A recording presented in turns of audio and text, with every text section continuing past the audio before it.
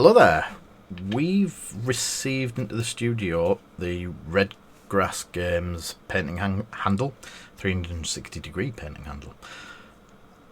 We kickstarted this. We kickstarted their wet palette, and that's been brilliant. We've loved that ever since getting hold of it. We thought we'd give these a chance. We bought two of the handles, a couple of packs of the putty, and quite a few packs of the lids. Our idea for the lids was we're going to have various models on the lids, and then we can swap the lid out, put another model on, and away we go. So, build quality, absolutely spot on. They're nicely weighted, they're not too light. They've got a magnetic system in the bottom that I'll get to in a minute. The ergonomic design that just fits. It's like a gun handle, it fits nicely. The painting position, for me, I normally rest my hand on my thumb and paint, and it just works. And then move with your thumb, turn it around, paint, move it back, paint. It really is easy to steady your paintbrush using it. To set them up is really simple. In a pack, or in the starter pack, you get something like that. I can't remember because I've opened them and used them for a week now. I think you get two bases, a pack of the putty, and one of the metal plates I'll show you in a minute. And they're so simple to set up. I've just pulled a miniature off. So you cut the putty into thirds. So one of them, 3 bits from that, you can just see where I've marked it to do it. You get a little ball of putty. It is very much like blue tack, but it doesn't seem that the more we've used it, the stickiness hasn't changed. You just play around with it, knead it, put a ball on the base, and then you just take the miniature, and then just using the base rather than his head, just squash it on, and away you go. And there he is. He's ready to go. Very simple. He's stuck. He's not going to fall off in a hurry. He's a metal miniature, and doing that, there's still no gaps appearing other than what was there. It's all still pretty solid on that. We've bought quite a few of these. We already have the GW ones, and the GW ones are big, bulky, cumbersome. In your hand, sometimes I get a nip from them. I've got a rack of 12. We make our own racks to hold them in. We do actually sell the racks for the GW ones. We are going to sell racks for these ones that I've just finished designing. They take up a lot less space on the table. I'll quickly show you the size difference. So on the table, that's the difference in size. So the fit on the table a lot better. It's because these ones we had to account for the jaws being open to get them next to each other. These are just a base size, so you don't need to account for a lot of space. When you put them in, I'll show you them in the rack in a minute.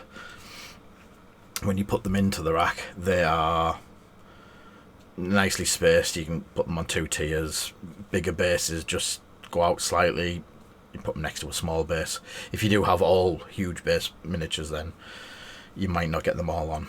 But our idea was in the studio is to basically have 2 handles and replace all of those with just that bit, which is working, and we've looked at it. And so stuff I'm working on at the moment, I've got those 2, there's that one, another one there, there's one on my second handle, there's loads, and I've still got a load left. There's a couple here. Now it means that they're not all taken up on the actual handle themselves, but I've also bought another 4 just to go into my rack, so I've got a nice rack of 6, and you can just change between them. It really is that simple. Now we've been painting probably probably 10-15 miniatures that I've painted on them now, and they've been really good.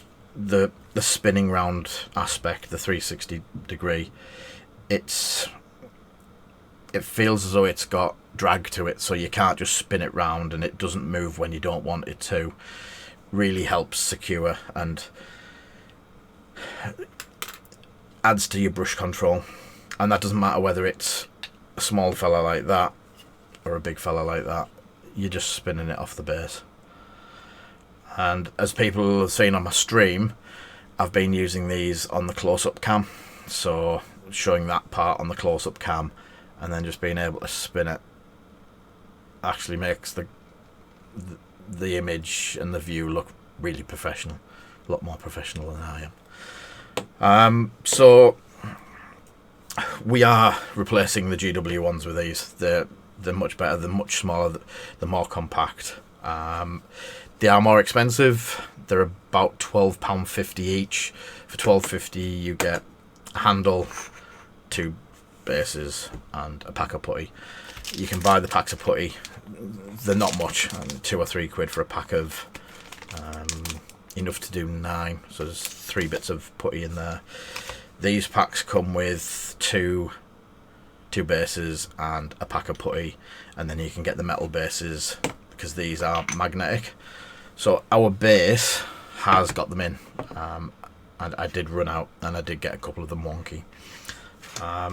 So the basics of it is you drop it in and it is pretty solid in there, and then out it comes.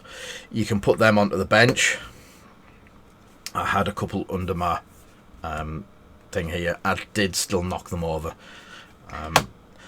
and when I'm as clumsy as I am, they still hold pretty well. Even putting the big one in, it's pretty secure. So I say we're doing these. You have to get the metal plates from Redgrass. We're going to be doing these on the web store from tomorrow, I believe they're going up. We've got 1 or 2 of the very nice chili red edition ones, and then we'll be going to the standard red colour, which is like that. The space that they've saved us on the table is phenomenal. As I say, we will be swapping to as many of the Redgrass ones. At the moment, what we're doing is we're still using this stand, but we're just putting the figures in there just to make sure they don't get knocked. And there was another figure somewhere, and there he is.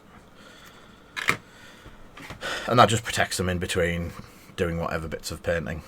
So we're going to be doing them around about £15 a unit, give or take, plus postage. So all in all, the handles are absolutely fantastic. We're definitely going to be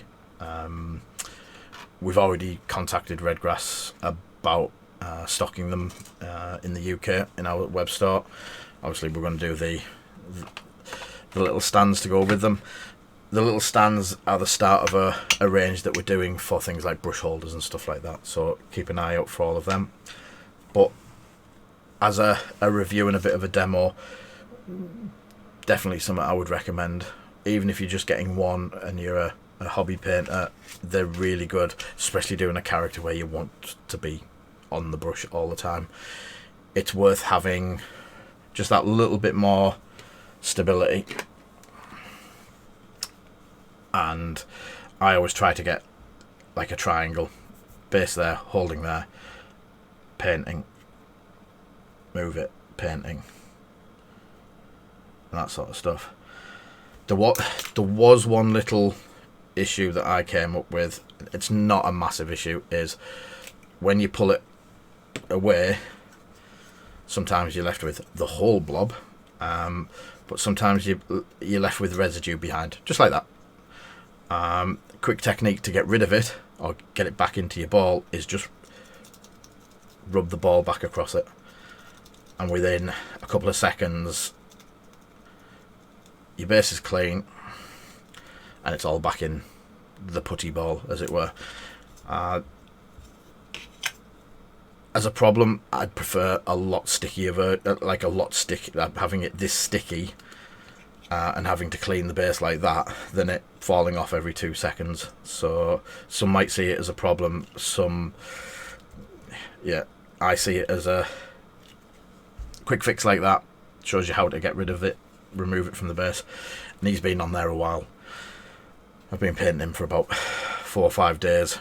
Not that I've got much time to do him yet, but he's been sat on that lid for 4 or 5 days. And you saw how quick it was. A quick sneaky way to get the tackiness off. So we're getting some more products through soon to do bits and pieces more like this. So hope to see you for the next one. Hope it's been helpful.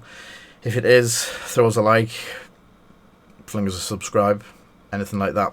It all helps the channel. So thank you, and we shall see you for the next one. Goodbye now.